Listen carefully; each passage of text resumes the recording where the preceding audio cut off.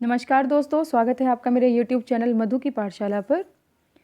Dear students, आज मैं आपको बता दूं कि हम साइंस के क्वेश्चंस भी स्टार्ट कर रहे हैं और सारे इंपॉर्टेंट क्वेश्चंस यहां पर हम डिस्कस करेंगे जो भी आपके साइंस से रिलेटेड बनते हैं और जो आपके आगामी पेपर्स के लिए बहुत ज़्यादा इंपॉर्टेंट रहेंगे, चाहे आप सेंट्रल लेवल पे तैयारी कर रहे हो या स्टेट लेवल पे कर रहे हो। स्क्रीनिंग है, एस्टेट है, सी टेट है, केवीएस या आप एचएसएससी का एग्ज़ाम दे रहे हो, सीईटी का एग्ज़ाम दे रहे हो, तो सबके लिए ये हेल्पफुल रहेंगे। तो चलिए शुरू कर लेते हैं आज की वीडियो।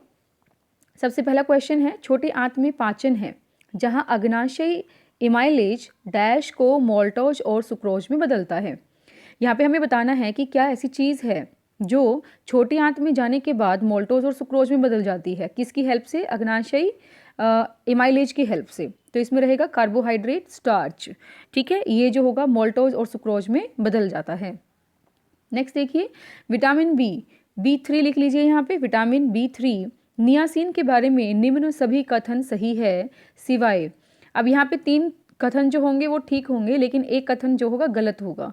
क्या है कि यह कार्बोहाइड्रेट, वसा और प्रोटीन में ऊर्जा मुक्त करने में सहायता करता है, ये बिल्कुल ठीक है। यह रक्त लिपिड स्तर को सुधारता है, ये भी ठीक है। कमी से बेरी बेरी होता है, ये गलत हो जाएगा, क्योंकि विटामिन B3 की कमी से बेरी बेरी नहीं होता, बल्कि विटामिन B1 की कमी से बेरी बेरी होता है। ठीक है, और यह लिंग हार्मोन्स के संश्लेषण में शामिल है, तो ये भी हमारा करेक्ट हो जाएगा विटामिन B3 के लिए। तो आपको क्या करना है, इसी तरीके से जो हमारे पास बी कॉम्प्लेक्स है, यानी कि जो बी का ग्रुप है विटामिन बी का, उसके सारे जो हैं रोग याद कर लेने हैं आपने। और विटामिन B3 जैसे इसने नियासिन नाम लिया, इसी तरीके से उनके नाम भी याद रख लेने हैं कि साइंटिफिक नेम्स जो होंगे वो क्या होंगे। जैसे कि मैं आपको बता देती हूँ, यहाँ पे विटामिन ए की कमी से रतौंधी हो जाता है। ठीक है, क्या होता है? रतौंधी। ठीक है, और जो विटामिन सी है उससे स्कर्वी हो जाता है, और जो विटामिन डी है उसकी वजह से रिकेट्स होता है। तो इस तरीके से मैं आपको एक PDF जो है टेलीग्राम चैनल पे उपलब्ध करा दूंगी, जो मधु की पाठशाला के नाम से ही है। ठीक है, वहाँ पे विटामिन यानी कि जो हमारा बी कॉम्प्लेक्स है उसकी सारी चीज़ें बता दूंगी, और जो हमारे पास अलग से विटामिन होते हैं उनके वजह से कौन कौन से रोग हो जाते हैं उनकी कमी की वजह से, वो भी मैं वहाँ पर डाल दूँगी। नेक्स्ट देखिए, प्रोटीन महत्वपूर्ण क्यों है? यह मानसिक स्पष्टता को सुधारते हैं, यानी कि प्रोटीन के बारे में हमें बताना है कि कौन कौन सी चीज़ें इंपॉर्टेंट रहती है। ये मानसिक स्पष्टता को सुधारते हैं, ये एंजाइम मांसपेशियों, उत्तकों, हार्मोन्स और लाल रक्त कोशिकाओं का निर्माण करते हैं। तो ये हमारे पास बिल्कुल ठीक हो जाएगा कि यह एंजाइम मांसपेशियों, उत्तकों, ठीक है, हार्मोन्स और लाल रक्त कोशिकाओं का निर्माण करते हैं। उत्तक क्या होते हैं? टिश्यूज़। ठीक है, नेक्स्ट देखिए, कौन सा खाद्य अथवा खाद्य का संयोजन अच्छी गुणवत्ता का प्रोटीन प्रदान करता है। अब यहाँ से हमें खाद्य पदार्थों के बारे में बताना है, या तो उसमें से एक हमारे पास इसके अंदर इंक्लूड होगा, या फिर उनका संयोजन यानी कि कॉम्बिनेशन जो होगा वो इंपॉर्टेंट होगा, और वो हमें क्या देगा? प्रोटीन देगा। तो इसके लिए क्या हो जाएगा? देखिए, दूध, अंडा, सेम और भूरा चावल, ये जो तीनों ही हैं वो सारे ही क्या हैं? रिच इन प्रोटीन है। तो हमारे पास उपरोक्त सभी जो ऑप्शन होगा वो करेक्ट हो जाएगा। नेक्स्ट देखिए, आपके शरीर को विटामिन और मिनरल की आवश्यकता होती है, क्योंकि आपके शरीर को विटामिन और मिनरल की आवश्यकता क्यों होती है ये हमें यहाँ पे बताना है। ये शरीर को ऊर्जा देते हैं, ये चयापचयी क्रियाओं के कार्यान्वयन में सहायता करते हैं, ये शरीर के अंगों को रोधी बनाते हैं, और ये शरीर से ऊष्मा को निकालते हैं। तो ये हमारे पास करेक्ट हो जाएगा, ये शरीर के अंगों को रोधी बनाते हैं। ठीक है, नेक्स्ट देखिए, निम्न में से क्या जंतुओं से प्राप्त होता है? जूट और कॉटन। देखिए, जूट और कॉटन दोनों ही हमें किससे प्राप्त होते हैं? प्लांट्स से मिलते हैं। ठीक है, नायलॉन और पॉलिएस्टर ये हमारे पास सिंथेटिक फाइबर्स हैं, दोनों ही क्या हैं? सिंथेटिक फाइबर्स, जो हमें जो ये कह सकते हो कि मैन मेड फाइबर्स होते हैं। ठीक है, और बात करें ऊन और रेशम की, तो ये हमारे पास करेक्ट हो जाएगा। क्यों? क्योंकि ऊन हमें किससे मिलती है? शीप से, जैसे गोट से। ठीक है, उसमें मैं अभी आपको नाम बता दूंगी। ठीक है, और रेशम जो होता है रेशम के कीड़े से मिलता है। और रेयन और एक्रिलिक जो होंगे ये भी क्या हो जाएंगे? सिंथेटिक फाइबर्स हो जाएंगे, मैन मेड फाइबर्स हो जाएंगे। ठीक है, तो ऊन जो है हमें किन किन जानवरों से मिलती है वो हमारे पास क्या आ जाएगा? जैसे कि पहले हम ले लेते हैं गोट है जैसे, ठीक है, शीप है, ठीक है, याक है, याक, ठीक है, लामा, ठीक है, this is also a kind of goat, llama. ठीक है, और क्या हो सकता है? कैमल हो सकता है। ठीक है, इनसे हमें क्या मिलती है? ऊन मिलती है। और रेशम तो हमें रेशम के कीड़े से ही मिलेगा जो शहतूत के पेड़ पर होता है। ठीक है, तो ये हमारा तीसरा जो ऑप्शन होगा वो करेक्ट हो जाएगा, जंतुओं से मिलती है। फाइबर के कीड़े डैश फाइबर के कीड़े शहतूत पादप की पत्तियों पर पलते हैं। तो देखो ये भी क्वेश्चन वहीं आ गया कि कौन से ऐसे कीड़े हैं जो शहतूत पादप की पत्तियों पर पलते हैं, यानी कि पेड़ की पत्तियों पर पलते हैं, तो वो आ जाएगा रेशम। रेशम फाइबर के कीड़े होते हैं वो, ठीक है। फिर उनको सिंथेसाइज किया जाता है और उनसे जो लेयर बनती है उससे क्या बनता है, सिल्क बनता है, रेशम बनता है। निम्न में से क्या जंतु के बाल से प्राप्त किया जाता है? तो जंतु के बाल से रेशम, कॉटन, नायलॉन और ऊन। ऊन हो गया हमारे पास। अभी हमने बताया रेशम रेशम के कीड़ों से बनता है, कॉटन कॉटन प्लांट से बनेगा, नायलॉन हमारे पास सिंथेटिक फाइबर होता है, मैनमेड होता है, ठीक है। ऊन जो है वो शीप, गोट और उनके बालों से मिलता है, तो बाल से प्राप्त हो गया कौन सा, ऊन हो जाएगा। नेक्स्ट देखिए, जूट पादप का कौन सा भाग फाइबर देता है? तो इसमें कौन सा रहेगा हमारे पास, तना रहेगा, ठीक है। जो तना होता है उसके लिए क्या किया जाता है, उसको पानी में भिगोकर उसमें नरम कर देते हैं, ठीक है। फिर उसका नरम करने से जो उसका फाइबर उतारा जाता है, उस फाइबर से हम क्या करते हैं, जूट बनाते हैं, ठीक है। एक चीज़ यहाँ पे आप याद रखेंगे, जो हमारे पास ये होता है जूट होता है, उसको हम क्या कहते हैं, हरा सोना भी कहते हैं। क्या कहते हैं, हरा सोना, ठीक है। पटसन को, जो पटसन है या जूट है उसको क्या बोलेंगे, हरा सोना। लेकिन हरा सोने से रिलेटेड काफ़ी सारी चीज़ें रहेंगी, मैं आपको वहाँ पे क्लियर कर देती हूँ कि हरा सोना जो होता है वो अफीम को भी कहा जाता है। किसको कहा जाता है, अफीम को। या फिर बांस जो होता है ना, ठीक है, बैम्बू, उसको भी हरा सोना कहा जाता है, तो ये भी आप ध्यान रखेंगे। और हरा फेफड़ा जो है, अगर यहाँ पे हरा फेफड़ा आ जाता है तो अमेज़ोन जो जंगल है, अमेज़ोन, ठीक है, अमेज़न फॉरेस्ट, वो जो है उनको हम क्या कहते हैं, ग्रीन लंग्स भी कहते हैं, ठीक है। इसके अलावा थोड़ी सी और इन्फॉर्मेशन देख लीजिए कि अगर सफ़ेद सोना आपसे पूछा जाए, सफ़ेद सोना आपके लिए क्या हो जाएगा, कपास हो जाएगा, ठीक है। आप इनके पॉइंट्स बना सकते हैं। और जो द्रव स्वर्ण कहते हैं, ठीक है, जो तरलीय सोना होता है, ठीक है, द्रव स्वर्ण जो होता है वो पेट्रोल को कहा जाता है। किसको कहा जाता है, पेट्रोल को, ठीक है। और आपसे पूछा जाए कि काला सोना किसको कहते हैं, तो वो कोयला हो जाएगा, काला सोना कोयला, ठीक है। तो ये आप स्क्रीनशॉट ले सकते हैं, ये इंपॉर्टेंट रहेगा। नेक्स्ट देखिए, जब सफ़ेद प्रकाश प्रिज्म से पारित होता है तब यह डैश रंगों में विभाजित होता है।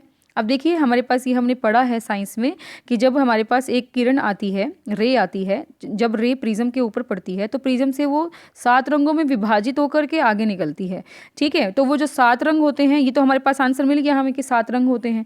अब वो जो 7 रंग होते हैं वो क्या होता है, डिस्पर्जन ऑफ लाइट कह सकते हो आप उसको, क्या कह सकते हो, डिस्पर्जन ऑफ लाइट, या फिर वर्ण विक्षेपण, क्या बोलते हैं उसको, वर्ण विक्षेपण कहते हैं, ठीक है, वर्ण विक्षेपण। अब इसमें क्या होता है कि एक जो व्हाइट लाइट होती है, व्हाइट लाइट 7 रंगों में विभाजित हो जाती है और उसको हम ऐसे याद रख सकते हैं विबग्योर के नाम से, ठीक है। वी से वायलेट, आई से इंडिगो, बी से ब्लू, जी से ग्रीन, वाई से येलो, ओ से ऑरेंज और रेड, आर से रेड हमारे पास ये बन जाते हैं।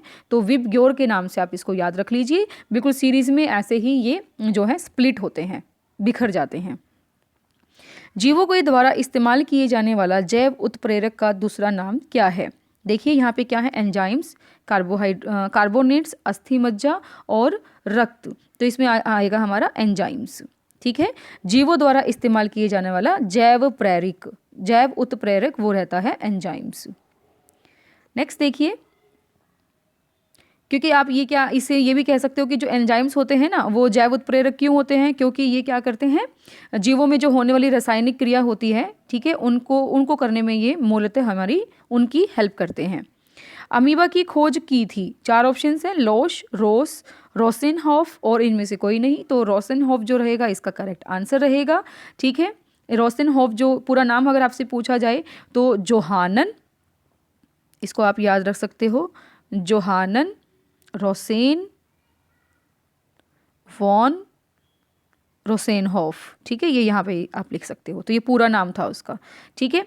इसकी खोज जो है 1775 में उन्होंने की थी। अमीबा की खोज कब की थी, 1775 में की थी, ठीक है। अब ये बात ध्यान रखेंगे। और इसमें एक जो है रोस जो है आपका इंपॉर्टेंट रहेगा। रोस किस लिए इंपॉर्टेंट रहेगा, क्योंकि ये मलेरिया जो परजीवी है, मलेरिया के परजीवी प्लाज्मोडियम, ठीक है, ये बहुत इंपॉर्टेंट है, प्लाज्मोडियम, ठीक है, ये बहुत इंपॉर्टेंट है, प्लाज्मोडियम, ठीक है, ये बहुत इंपॉर्टेंट है, प्लाज्मोडियम, ठीक है, ये बहुत इंपॉर्टेंट है, प्लाज्मोडियम, ठीक है, ये बहुत इंपॉर्टेंट है, प्लाज्मोडियम, ठीक है, ये बहुत इंपॉर्टेंट है, प्लाज्मोडियम, के जीवन चक्र की अन्वेषणा की थी, यानी कि प्लाज्मोडियम का जो लाइफ साइकिल होता है ना, ठीक है, लाइफ साइकिल के बारे में उन्होंने सारी स्टडी की और उसके बारे में जो है अपनी थ्योरी दी थी। तो उस थ्योरी की वजह से रोस जो है, रोनाल्ड रोस इनका पूरा नाम है, वो जाने जाते हैं मलेरिया की परजीवी प्लाज्मोडियम के लाइफ साइकिल के अन्वेषण के लिए।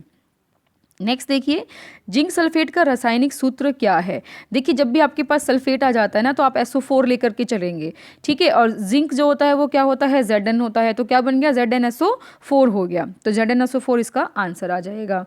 ठीक है, बहुत इंपॉर्टेंट रहते हैं सल्फेट से रिलेटेड, आपके क्वेश्चंस पूछे जाते हैं एग्जाम में। निम्नलिखित में से कौन सा कैल्शियम कार्बोनेट को इंगित करता है, लाइमस्टोन, लेमन स्टोन, चारकोल और बेकिंग सोडा। तो इसमें हमारे पास रहेगा लाइमस्टोन।